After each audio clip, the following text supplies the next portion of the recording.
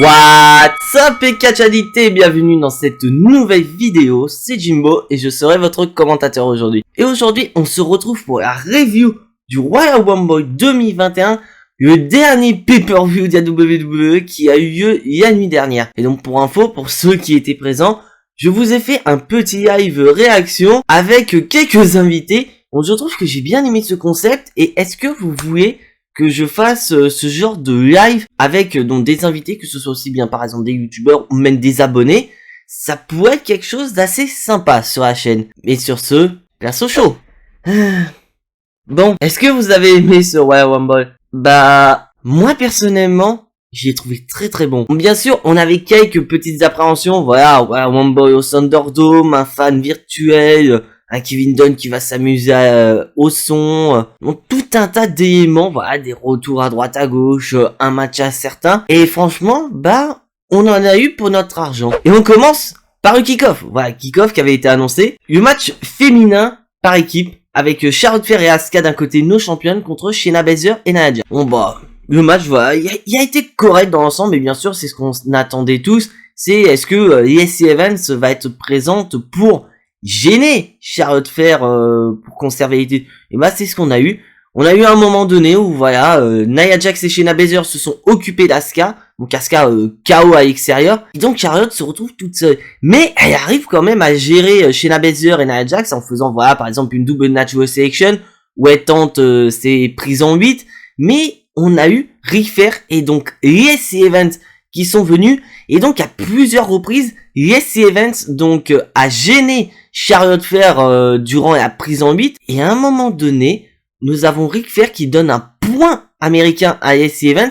Et donc à un moment donné où l'arbitre avait d'autres tournées, bah Lacey Evans a porté son Women's Right avec donc le point américain qui a mis totalement Charlotte en KO. Et donc Shayna Baszler en profite pour le tombé final avec sa descente de la cuisse. Et donc nous avons Shayna Baszler et Nia Jax qui sont les nouvelles championnes par équipe de la WWE. Bon, moi personnellement je vais mettre voilà, un 5 sur 10, c'est un kick-off. Je m'y attendais à ce match parce que pour moi personnellement, voir Asuka dans le kick-off alors qu'elle est quand même championne de Raw, donc elle a quand même et un des titres quand même assez prestigieux du côté féminin, et de voir qu'elle est reléguée en kick-off, ça fait très très mal au cœur. Et donc au final, on va peut-être pourquoi pas avoir une Asuka Charlotte Flair, parce qu'à noter que en backstage, bah, on a quand même eu Charlotte Flair qui avait un petit regard envers Asuka, donc on peut supposer que Asuka et Charlotte Flair vont peut-être rentrer en rivalité. Et d'un autre côté, Shayna Baszler et Nia Jax, bah, j'espère qu'elles vont avoir une défense de titre contre une autre équipe avec qui elles sont en rivalité du côté de Raw, c'est-à-dire Mandy Rose et Dana Brooke. Et on commence la carte principale, et on commence directement avec le match qui me faisait peur à un point inimaginable, Goldberg face à Drew McIntyre. Et bah le match, avant même qu'il commence officiellement, nous avons déjà une bagarre entre Drew McIntyre et Goldberg. D'ailleurs Goldberg qui est en short, voilà, c'est assez étonnant, c'est bien la première fois de voir ça.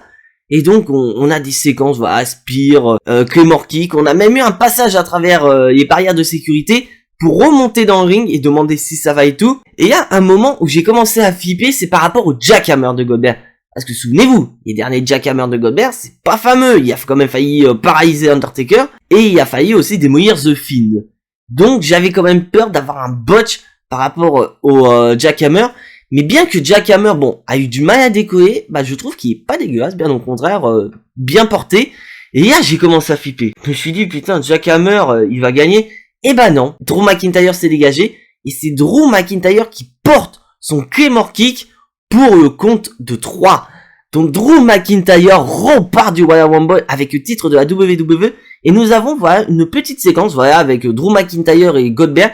Avec voilà poignée de main, une petite ovation de Goldberg pour Drew McIntyre qui lui dit voilà tu as mon respect, tu le mérites.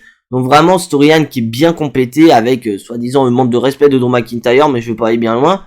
Mais voilà Goldberg qui a donné son respect, sa bénédiction en quelque sorte à Drew McIntyre, et donc Drew McIntyre qui démolit le record de Goldberg avec le retour de Goldberg qui sont toujours fructueux.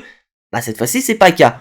Bon pour ce match voilà je vais mettre un petit 5 parce que bah tout simplement bah c'est un match quand même assez expéditif, c'est ce qu'il fallait s'y attendre.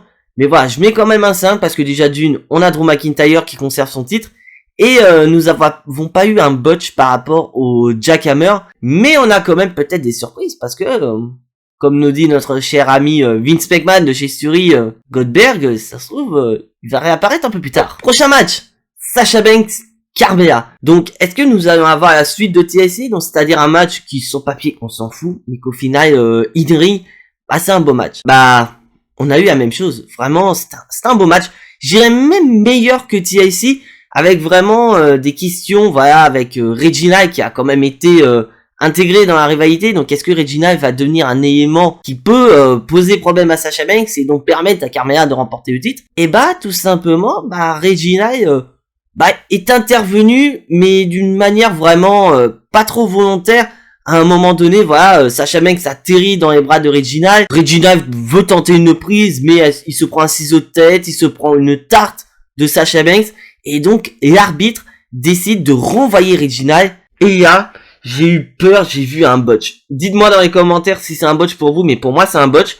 Où tu vois Carmella qui porte un tombé suicida, sauf que au lieu que Yepo ou devant du corps atterrit sur Sasha Banks, bah Carmella part sur le côté et c'est les jambes de Carmella qui tombent sur Sasha Banks et au final Carmella donc se réceptionne très mal à l'extérieur, donc la tête à première, et là vraiment j'ai eu très peur. Et donc le match s'est fini par Sasha Banks qui porte son Banks segment à Carmella pour la victoire. Et donc au final Sasha Banks remporte le titre de SmackDown et envoie un message déjà à sa future adversaire qui pourrait, pourquoi pas, remporter Royal Rumble. Donc elle envoie un message clair et net à celle qui la défiera pour WrestleMania et à la gagnante du Royal Rumble. Et on y va, on passe au Royal Rumble féminin, dont je vais vraiment vous énumérer les faits marquants. Je vais pas vous détailler dans les moindres détails ce Royal Rumble. Donc allez, c'est parti.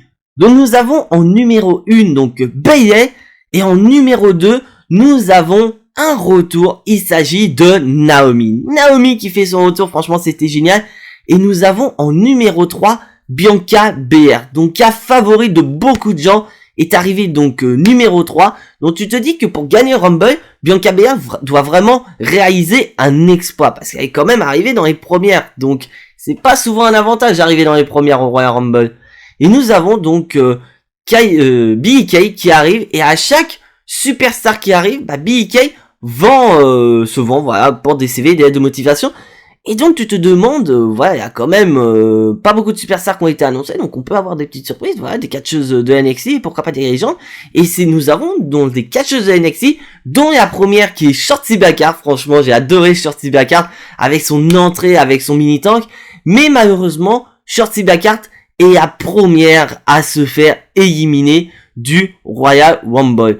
En autre catcheuse NXT, nous soulignons donc Toni Storm qui est arrivé en numéro 7, donc j'ai la liste sous mon nez.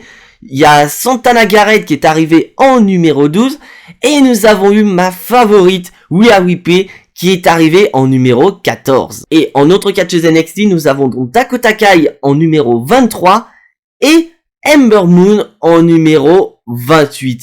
Et bah franchement, bah on n'a pas eu beaucoup de catcheuses de NXT par rapport à l'année dernière. Et donc en légende, bah nous en avons eu quand même des pas mal. Bon, pas des mêmes niveaux que nous avons eu les années précédentes avec du Beth Phoenix, avec du Ita, Trish Stratus, mais nous avons quand même eu des légendes. Nous avons eu Gian qui est arrivé donc en numéro 8, Victoria en numéro 10, Tori Wilson en numéro 17, et nous avons eu Alicia Fox, oui, WWE considère que c'est une légende, en numéro 21.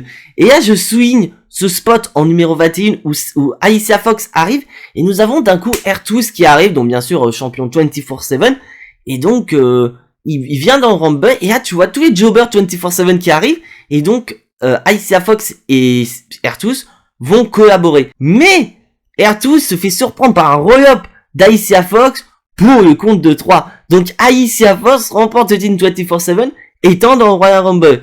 Mais bon, Alicia Fox se fait éliminer quelques secondes plus tard et elle repère le titre 24/7. Mais à noter quand même de belles prestations. On a eu Lana qui est arrivée en numéro 28. Et Lana a réussi à éliminer Nia Jax. Parce que, en fait, tout simplement, ce spot, Lana se fait poursuivre par Nia Jax, elle remonte dans le ring, et donc Lana se baisse au tout dernier moment pour faire passer Nia Jax par-dessus la troisième corde pour l'élimination. Et à noter que nous avons aussi des trahisons, parce que nous avons eu donc nos championnes nouvelles, Nia Jax et Shayna Baszler qui sont dans le ring. N'oubliez pas, c'est eux Royal Rumble. Donc, il y a peut-être des amis, il y a un main event en jeu, donc les équipes peuvent se détruire. Et c'est ce que nous avons eu. Nous avons eu Nia Jax qui a éliminé Shayna Baszler du Rumble. Et Nia Jax lui dit, mais de toute façon, meuf, on devait y faire à un moment donné. Donc on le fasse maintenant. Ou à la fin, ça finit pareil. Et à noter, ma petite déception, c'est l'utilisation de ma chouchou Alexa Bliss. Car en effet, Alexa Bliss donc arrive dans les dernières, donc elle arrive exactement en numéro 27, donc c'est elle qui a le chiffre magique du Rumble, et elle arrive en DS. Et à un moment donné, nous avons eu toutes les catcheuses qui étaient dans le ring se sont pris Alexa Bliss, et Alexa Bliss commençait à se transformer, donc avec les jeux du maire et tout, et Rhea Ripley a éliminé Alexa Bliss avant qu'elle ne se transforme. Et là, on peut voir un petit duel de regard entre Alexa Bliss et Rhea Ripley. Donc, est-ce que selon vous, on va se diriger, pourquoi pas, sur une rivalité entre Alexa Bliss et Rhea Ripley? Franchement, s'il y a ça, je saurais même pas qui choisir parce que ce sont toutes les deux mes préférées. Et là, on va passer au trio final. Et franchement, c'était un beau trio. Nous avons donc les jeunes Rhea Ripley et Bianca Belair et Charlotte Flair. Il y a une des favorites, il y a gagnante de l'année dernière. Et on voit que Bianca Belair et Rhea Ripley saillent pour éliminer Charlotte Flair. Et à un moment donné, nous avons un spot, voilà, suite à l'élimination de Charlotte Flair, où les deux ont failli se faire éliminer. Et nous avons donc Rhea Ripley et Bianca Belair qui dit, attends, on va remonter dans le ring et là on va se taper dessus. Parce que on rappelle quand même une très très belle rivalité entre Bianca Belair et Rhea Ripley l'année dernière à NXT. Car la gagnante affrontait Charlotte Flair à WrestleMania. Donc c'était prestigieux. Et là tu vois quand même la nouvelle génération qui est là avec Rhea Ripley et Bianca Belair. Et là je vous cache pas, j'ai dit punaise, faut qu'il fasse gagner Rhea Ripley. Et non, car c'est Bianca Belair qui élimine Rhea Ripley avec un coup d'accord à linge. Et donc Bianca Belair signe sa route vers WrestleMania. Et à noter quand même une belle prestation de Rhea Ripley qui a eu le record d'élimination ce soir avec 7 éliminations. Et Bianca Belair qui signe un exploit. Elle est pratiquement restée 1 heure dans le ring. Elle est restée 56 minutes et 49 secondes dans le ring. Car pour rappel, Bianca Belair était numéro 3. Donc elle est la deuxième personne après Ric Flair en 1992 à remporter le Royal Rumble avec une numéro 3. Et c'est d'ailleurs une première chez les femmes parce que généralement, donc Asuka, Becky Lynch et Charlotte Flair ont toutes les trois remporté le Royal Rumble dans la deuxième moitié des participantes. Donc là, Bianca Belair signe vraiment un exploit.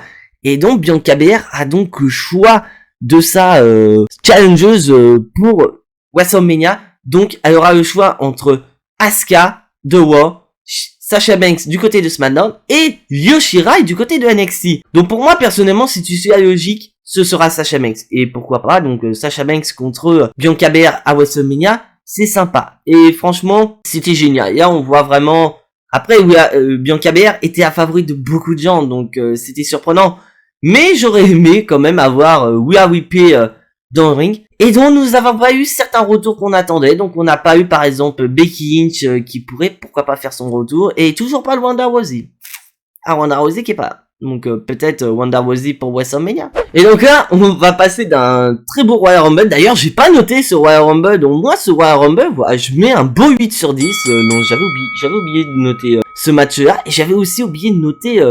Sasha Banks Regina. Et donc Sasha Banks Regina, voilà, je mets un 7 aussi, c'est sympa. Et donc là on passe au match de titre universel entre Roman Reigns et Kevin Owens. Donc pour info, c'était un last man standing match. Donc c'est-à-dire, je vous rappellerai, il n'y a pas de tombée, pas de soumission, pas de décompte à l'extérieur, tout est permis, il faut juste tabasser son adversaire pour qu'il puisse plus se relever jusqu'au compte de 10. Et là, tu vois que WWE, ils ont super bien joué. C'était un excellent match à mon goût. Parce qu'on voit que bien qu'on connaissait plus ou moins le résultat du match, bah on a quand même eu notre petit lueur d'espoir, des très bons spots. Parce que voilà, au début ça a démarré dans le ring, c'est parti à l'extérieur avec l'utilisation des escaliers en AC, et c'est parti au niveau des tribunes du Thunderdome, donc ils nous ont rappelé les faits qui s'est passé il y a quelques semaines du côté de SmackDown, où Roman Reigns avait balancé Kevin Owens au-dessus donc des tables des au niveau donc des tribunes du Thunderdome. Bah là il s'est passé exactement la même chose, même ils sont même montés plus haut que la dernière fois. Et donc, c'est aller plus loin dans le Thunderdome, donc à l'arrière du Thunderdome. Et à un moment, j'ai flippé, où tu vois Kevin Owens qui arrive, et il se fait renverser par Roman Reigns qui conduisait donc les petites voitures de golf. Et donc, pare-brise en plexiglas cède. Je me suis dit, ça y est, c'est le tournant du match. Et Kevin Owens est toujours vivant. Et là, nous avons des putains de spots avec un passage à travers une table de commentateurs à l'arrière du Thunderdome. L'utilisation d'un chariot élévateur où Kevin Owens s'élève au plus haut. Sweat on bomb de Kevin Owens à travers deux tables, je crois même. Donc tu te dis, ouais, ça va vraiment très très loin. Et à un moment donné, nous avons donc les deux catcheurs qui reviennent au niveau de la rampe d'entrée, etc. du Thunderdome. Et donc nous avons eu un spear à travers donc les spots électriques au niveau de l'entrée. Et là, tournant du match, nous avons Kevin Owens qui parvient à menotter Roman Reigns parce que Roman Reigns avait ramené des menottes pour empêcher Roman Reigns de se relever. Et là, nous arrivons au compte de 8-9, donc tu te dis, c'est pire, Kevin Owens va devenir champion universel pour la deuxième fois de sa carrière. Eh ben non, car Roman Reigns balance l'arbitre, donc l'arbitre est totalement KO, et donc Roman Reigns fourbe comme il est, porte un Shiro Shot à Kevin Owens, donc il a remonté les bouilles à papa de Kevin Owens. Donc après vous allez me dire, ouais mais il pouvait faire dans le dos de l'arbitre. Oui mais l'arbitre était au compte de 9. Donc Roman Reigns a préféré d'abord démolir l'arbitre pour casser le compte, et après taper dans les bouilles de Kevin Owens. Et donc nous avons un nouvel arbitre, et là nous avons eu un botch. Tout simplement c'est parce que Paul Heyman est arrivé, il avait les clés pour libérer Roman Reigns, et donc à un moment donné au compte de 5, l'arbitre a stoppé son compte parce que tout simplement Paul Heyman n'arrivait pas à libérer Roman Reigns. Donc ils ont dû improviser, mais sans ça c'est pas bien méchant. Et Roman Reigns donc parvient à porter sa guillotine sur Kevin Owens suffisamment pour que Kevin Owens ne puisse pas se réveiller au compte de 10. Donc Roman Reigns remporte le match et conserve son titre de champion universel. Franchement c'est un beau match, mis à part le botch. Vous allez me dire ouais mais Roman Reigns remporte sur une soumission. Oui, mais après, il faut vendre la soumission. Et à noter que nous n'avons pas eu d'intervention extérieure. Nous n'avons pas eu du Jey Uso ou du Jimmy Uso. Donc vraiment, Roman Reigns qui prouve à Kevin Owens, voilà, je peux gagner clean sans y être des gens. Bon, bien sûr, c'était un match sans disqualification. Mais quand même, il a gagné de manière clean, sans intervention. Bien que Paul Heyman soit là pour le démenoter. Mais Paul Heyman n'a pas gêné Kevin Owens. Donc pour moi, pour ce match, je mets un beau 9 sur 10. Franchement, c'était un très très beau match. Et donc Roman Reigns envoie un message fort à tout le roster de la WWE, notamment celui de SmackDown, donc il mérite sa place au bout de table, et il envoie un message très très fort au vainqueur du Royal Rumble match qui va arriver juste après. Et donc c'est l'heure, le Royal Rumble match masculin. Donc on savait qui allait commencer le match, mais même ça, WWE se sont complètement ratés, parce qu'en effet, ça avait été annoncé à backstage que Randy Orton commencera avec le numéro 1 et Edge suivra en numéro 2. WWE a tout simplement inversé, car c'est Edge qui a démarré le match et Randy Orton est arrivé en numéro 2. Et déjà, bien qu'avant le match commence, Edge se souvient de Randy Orton, c'est quand même lui qui a éloigné suite à son déchirure du triceps à Backlash.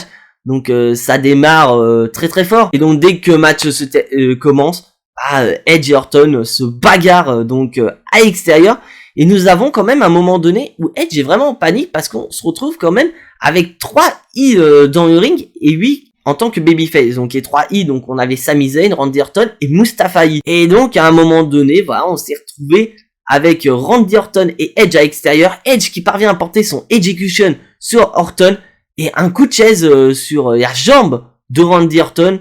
Et donc Randy Orton est out pendant un bon moment, il se fait même raccompagner donc en backstage pour se faire soigner sa jambe. Mais je tiens à préciser que d'après les règles, Orton n'est pas éliminé, donc il peut revenir à tout moment. Donc est-ce que Orton, fourbe comme il est, va attendre la dernière minute pour revenir et pour gagner Royal Rumble?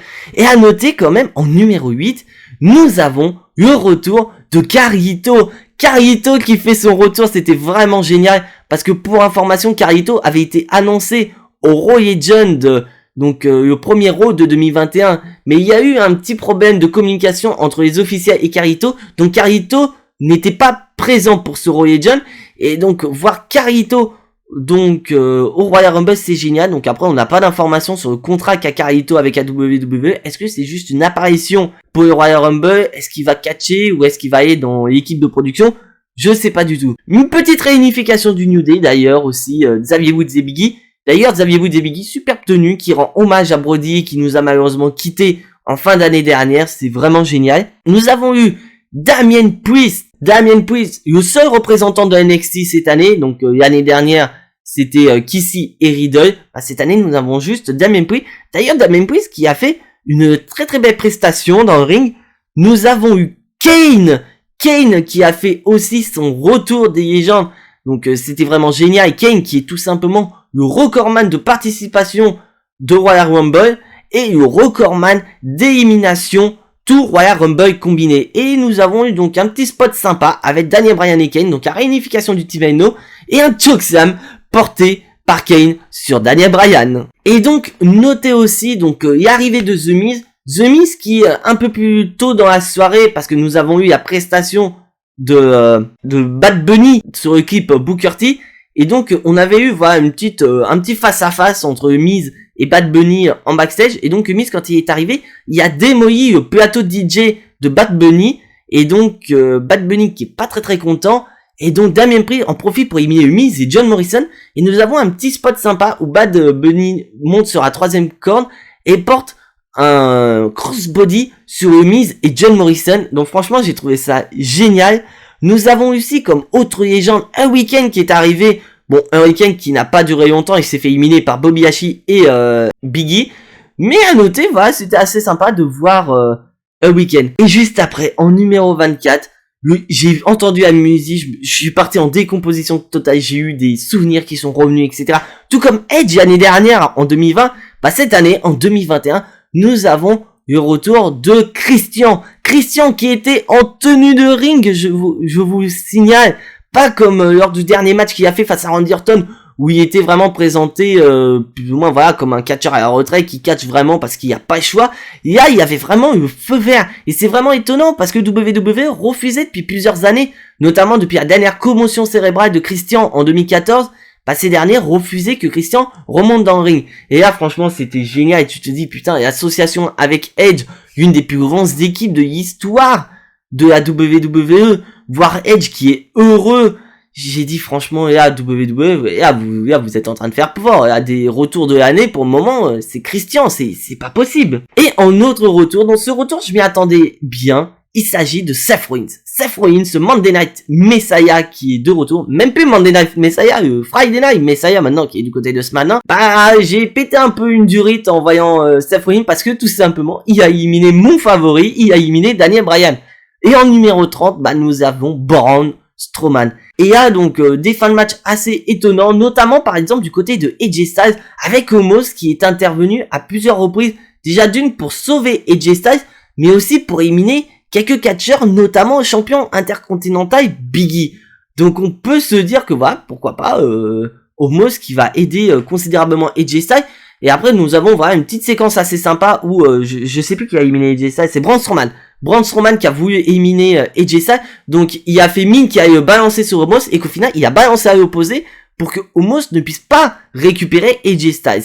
Et là on se retrouve vraiment sur une finale géniale avec donc d'un côté Edge, Braun Strowman et Seth Rollins, dont tu te dis que tout peut arriver et tu te dis Braun Strowman qui se fait éliminer, tu as Seth Rollins, Edge, tu te dis putain Edge qui élimine Seth Rollins, donc tu dis attention, il y a Orton qui est toujours pas là. Orton, il va arriver au dernier moment. Et c'est ce qui est arrivé. Orton qui porte un RKO sur Edge. Et là, tu te dis, c'est plié. Orton va remporter son 3e Royal Rumble d'affilée, non.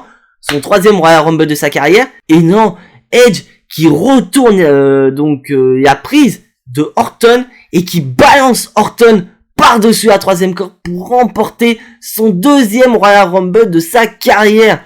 Oui, vous avez bien entendu, Edge a remporté son deuxième Royal Rumble 21 ans, je raconte des bêtises, 11 ans après sa victoire en 2010 en éliminant John Cena. À cette époque, Edge était rentré numéro 29. D'ailleurs, Edge a le record de la durée la plus courte pour un vainqueur de Royal Rumble. Il était resté autour de 7 minutes. Et bah là, Edge signe un exploit car il est rentré numéro 1. On n'a plus vu ça depuis 2004, voir le numéro 1 remporter Royal Rumble. Et donc, Edge devient la troisième superstar à remporter le Royal Rumble étant numéro 1.